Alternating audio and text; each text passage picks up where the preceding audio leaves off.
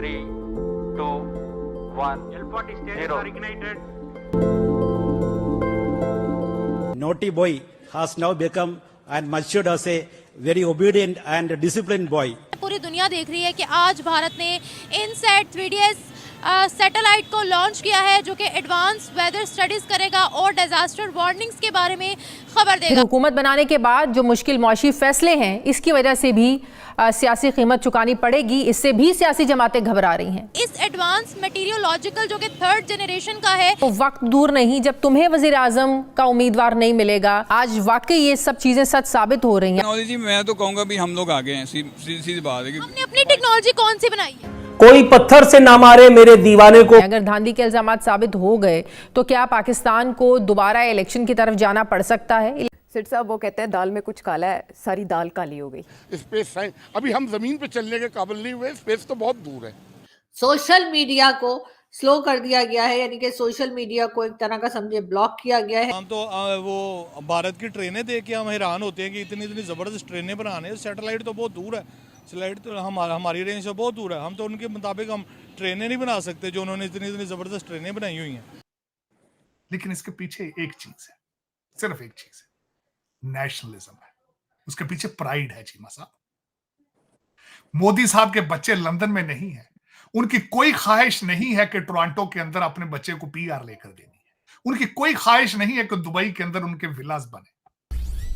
Hello friends, जय Hind. Hindustan special में आपका स्वागत है। दोस्तों, भारत का सबसे एडवांस मौसम सैटेलाइट इनसैट 3DS 17 फरवरी 2024 की शाम 5:35 पर लॉन्च किया गया। श्रीहरिकोटा स्थित सतीश धवन स्पेस सेंटर के दूसरे लॉन्च पैड से GSLV F-14 रॉकेट के जरिए इनसैट 3DS सैटेलाइट को उसकी तय कक्षा में छोड़ा गया। यह इस सीरीज का तीसरी पीढ़ी का सैटेलाइट है। इस लॉन्चिंग में 3 बड़ी उपलब्धियां हासिल की गई।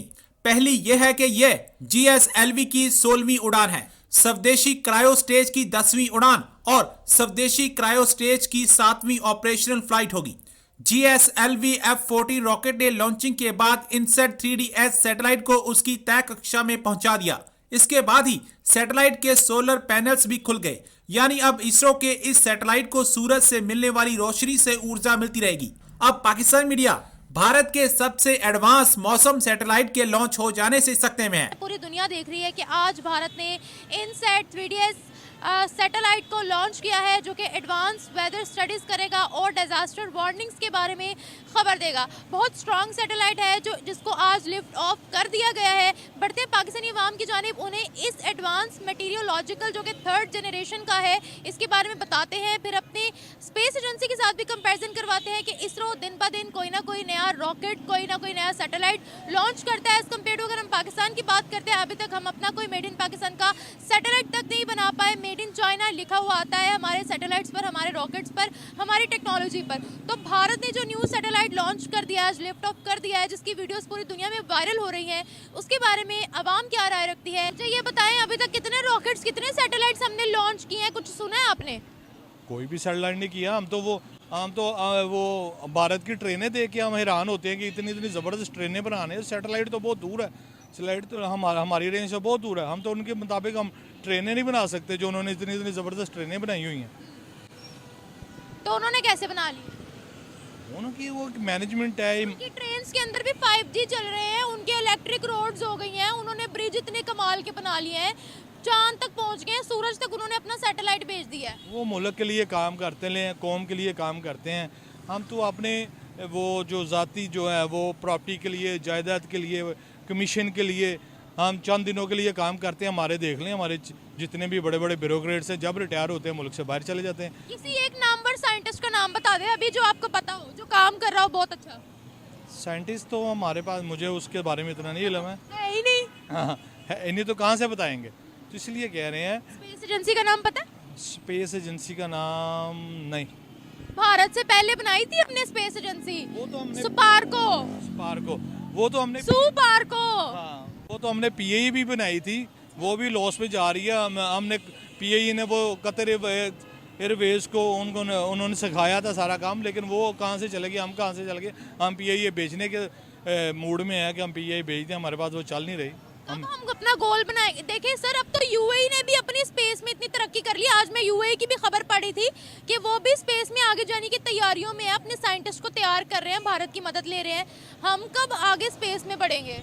स्पेस में हम तो बढ़ेंगे नहीं कि नहीं, वो तो लहदा बात है। हम तो अब हम हुकूमत बनाने के वो नहीं हमसे बन रही, तो स्पेस में हम क्या करेंगे?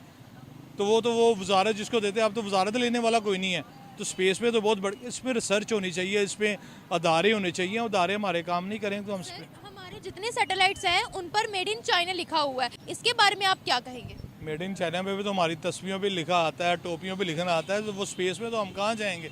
तो हम तो हर चीज़ चाइना से बनवा रहे हैं, हर चीज़ चाइना से ले रहे हैं। तो हमारा अपना तो कुछ भी नहीं है। अगर हम सारा कुछ बंद कर दे बाहर से लेना, तो हमारे पास तो गन्ने का रस ही रह जाएगा। अच्छा, आपको पता है रिसेंटली चाइना ने कहा था हमारा जो मून का मिशन है उसमें हम पाकिस्तान की छोटी सी सैटेलाइट भी लैंड करवा देंगे चांद पे।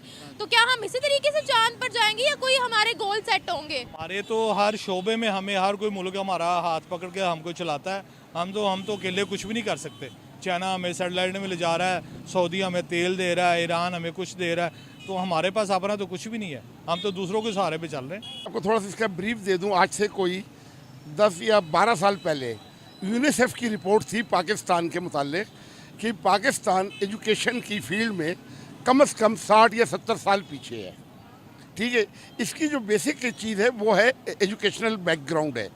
ठीक है, इस मुल्क का आपको पता है आम लिटरेसी रेट जो है ना वो बहुत पुअर है। मेजॉरिटी लोग अपनी सिग्नेचर या इनिशियल नहीं कर सकते हैं। ठीक है, अपने नाम की स्पेलिंग प्रॉपर नहीं लिख सकते हैं। लेकिन इसके पीछे एक चीज है, सिर्फ एक चीज है, नेशनलिज्म है। उसके पीछे प्राइड है चीमा साहब।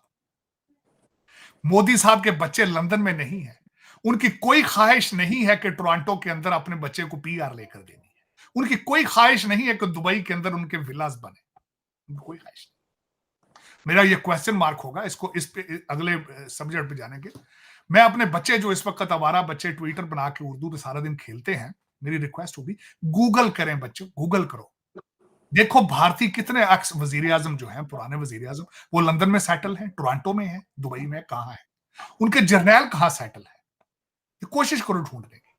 उनके रिटायर्ड जजेस किस किस मुल्क के अंदर छुप के बैठे हैं, देखो जरा जाके, कोशिश करो।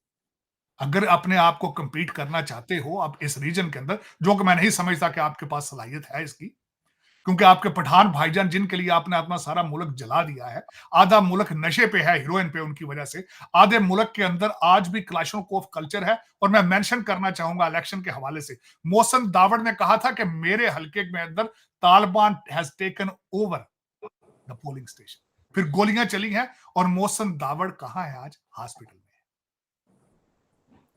फिर आपकी रूलिंग पार्टी जो अगली आ रहा है, आपका मुर्शद पाक, उसका नाम तालिबान खान था। आपने जश्न मनाए थे तालिबान का, आपकी डेस्टिनेशन क्या है? तालिबान है।